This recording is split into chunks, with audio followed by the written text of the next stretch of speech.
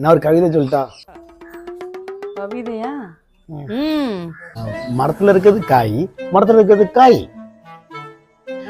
தூங்க தேவை பாய், தூங்க தேவை பாய். பாய் நீ ஊன்னு சொன்னா உன் காலடி நாய் இப்படின்னா கடிச்சு கடிச்சு வச்சிட மாட்டிய. இன்னொரு கவிதை சொல்லிட்டா? வானமோ நீளம், நீதான் ஏன் பாலம். நீல கலரா இல்ல அளவா? கவிதை தானே பண்ணிக்க, அதான் ஆராய கூடாது. அடுத்தது ஒண்ணு சொல்லிட்டா?